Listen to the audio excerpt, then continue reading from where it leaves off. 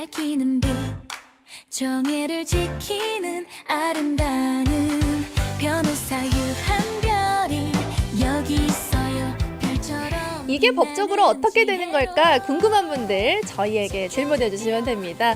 잘 먹고 잘 사는 법 유한별 변호사와 함께 하겠습니다. 어서 오세요. 안녕하세요. 오늘은 평소에도 아름다우셨지만 깜찍한 어떤 헤어스타일을 하고 오셨습니다. 네, 반갑습니다. 빛나돌프님. 우리 시청자분들께 메리 크리스마스 인사 한번 해주시죠. 메리 크리스마스입니다. 좋습니다. 저희 스튜디오도 크리스마스 분위기 낭낭하고요. 우리 변호사님과 함께 오늘도 또 우리가 시청자분들께 받은 궁금증 해결해 보도록 하겠습니다. 첫 번째 사연부터 함께 만나볼까요? 네, 운동하는 라이언님이 보내주셨고요.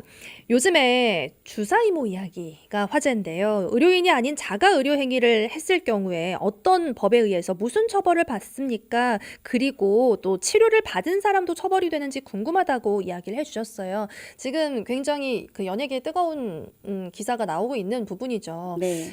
의료인이 아닌데 따로 이렇게 집에서 의료 행위를 하거나 이런 것에 대한 게 문제가 되고 있는데 법적 기준, 뭐 처벌이 어떻게 되는지 궁금하다고 하셨어요. 네. 일단 문제가 되는 행위가 지금 정맥 주사가 있죠. 네. 정맥 주사랑 뭐 고주파 시술 이런 것도 있다고 들었는데 일단 정맥 주사만 놓고 봤을 때 뭐 간단하게 뭐 수액을 맞거나 이런 부분에 있어서는 좀 의료행위가 아닌 게 아닌가 하는 생각을 갖고 계시는 분들이 많이 네. 계시는데 우리 판례는 명백하게 정맥 주사를 놓는 행위는 의료행위다 보고 있는데요. 왜냐하면 정맥 주사는 이렇게 혈관을 잡아서 바늘을 넣어서 네. 라인을 잡잖아요. 네. 그럼 이제 그 라인을 통해서 어떤 약물이 주입이 되는지 그 약물의 주입 양이 어떤 것인지 혹은 이제 그 도구의 소독 상태가 얼마나 위생적인지 이런 부분을 의료인이 아니면 제대로 관리 감독할 수 없다고 판단하기 때문인데요. 그래서 사실은 또 어떤 연예인이 정맥 주사를 맞은 채 의료기관 밖으로 나가서 찍힌 사진도 조금 문제가 되고 있잖아요. 엄밀히 말하면 그 또한 문제가 네. 될 수 있는 게 한번 잡아놓은 라인으로 그 정맥 주사는 다 끝났다 그러지만 다른 또 약물을 그쵸. 주입을 할 수가 네네. 있기 때문에 네. 그리고 또 이제 의료 폐기물 처리도 의료기관 안에서 이루어져야 되기 때문에 사실은 그 부분도 좀 문제가 됩니다. 네. 주사 이모라고 하죠. 예, 지금 예. 일명 주사 이모 같은 경우에는 의료인 자격이 없는 걸로 지금 맞아요. 알려져 있는데요. 예. 의료인이 아닌 자가 의료 행위를 한 경우에는 당연히 의료법 위반이고요. 특히나 수익을 얻었다면 네. 조금 더 많이 심각하게 가중 처벌을 받게 됩니다.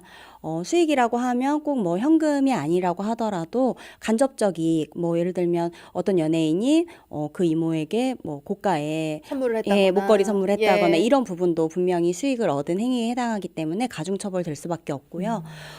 궁금하신 부분은 이제 그 치료를 받은 그 연예인은 어떻게 되는 걸까? 그렇죠. 만약에 내가 의료인이 아닌 분에게 치료를 받았다. 네. 그러면 치료받은 당사자도 문제가 되느냐?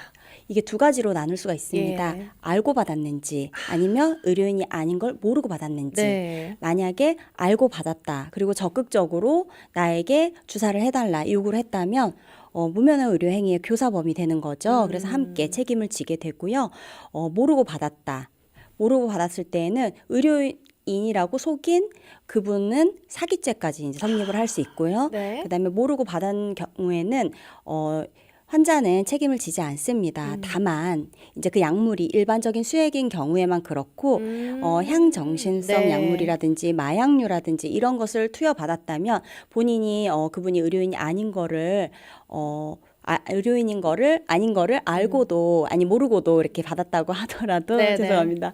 네, 문제가 될 수 있는 게 향정신성 약물 같은 경우에는 그 투여만으로도 이제 문제가 되기 그쵸. 때문에 마약류의 예. 관리법 위반이 됩니다.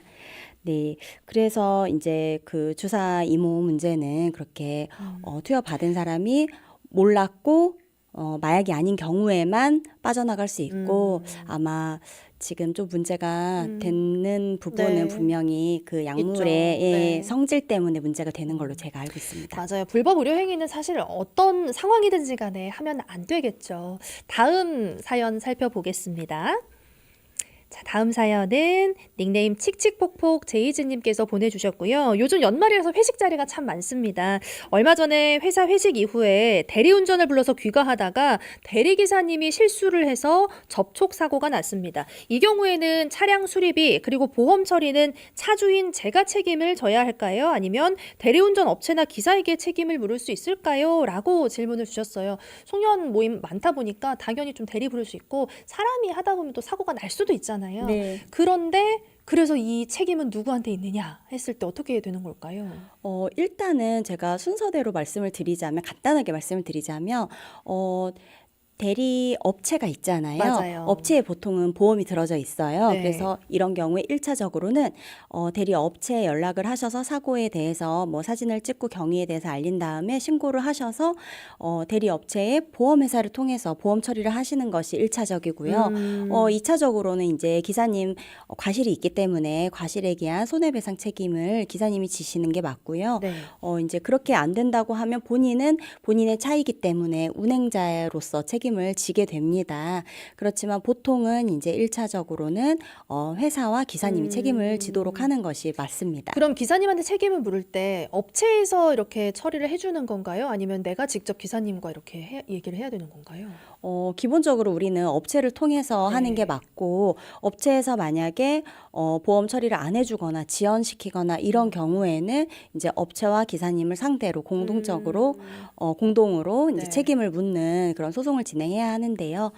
보통은 사실은 이런 경우에 이렇게 소송까지 가시는 경우는 드물고, 그쵸, 예. 네, 보통은 이제 업체 통해서 보험 처리 받으시는 네. 방법을 택하시는 게 가장 좋을 것 같습니다. 알겠습니다. 이제 다음 사건은 우리 변호사님이 직접 담당했던 사건으로 소개해 주신다고요?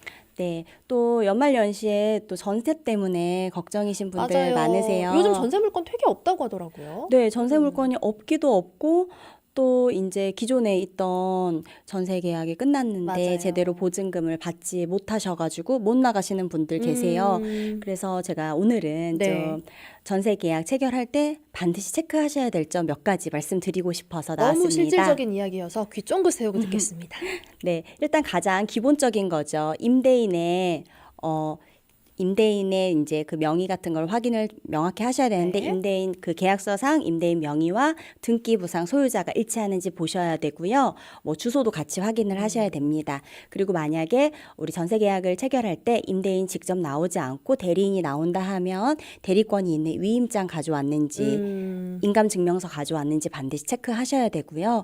특히나 이제 등기부 등본이 가장 중요한데요. 등기부 등본을 확인을 하시면 그 위에 선순위 물건, 뭐 전세권자라든지 저당권자라든지 이런 걸 확인할 수가 있으세요. 네. 그래서 그거를 체크를 하셔야 되는데, 이 체크는 전세 계약 체결할 때뿐이 아니라 들어가 입주하시는 그날에도 한 번 더 뽑아서 보시는 당일에도요? 거를, 네, 이삿날? 왜냐하면 잔금을 치르시기 전까지 그 사이를 또 노려가지고 네. 계약 체결하고 잔금 치를 때는 그냥 이사하느라고 정신이 없어가지고 그거 체크 안 하시는 분들이 있는데, 이런 걸 악용해가지고 그 사이에 뭐 저당권을 설정한다든지 하는 경우가 있어요. 그럼 이제 본인은 후순위로 밀릴 수밖에 없으니까 그쵸, 나중에 네네. 보증금 반환 받으시는데 문제 생기거든요.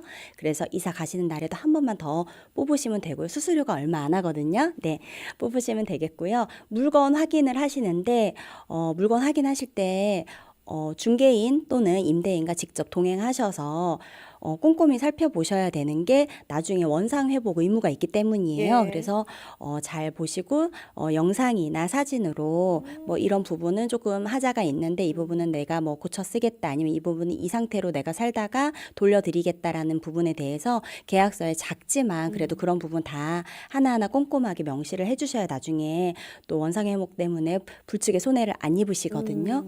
그리고 가장 중요한 보증금이죠.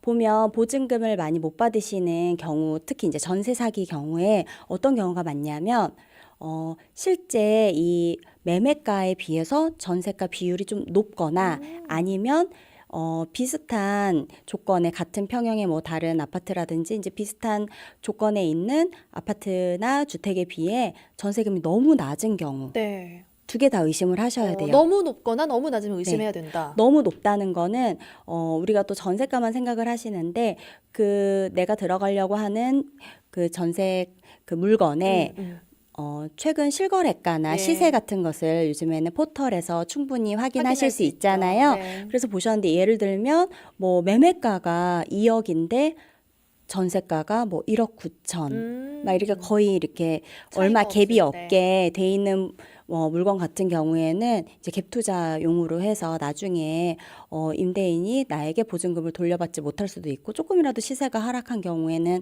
이걸 내가 경매로 내놓는다 한들 100% 회수하기가 어렵잖아요. 그래서 조금 그런 부분 시세나 실거래가를 좀 체크하셔야 되고 너무 비슷하다 싶으면 의심을 좀 하시고요. 또 너무 이제 다른 데에 비해서 너무 저렴하다.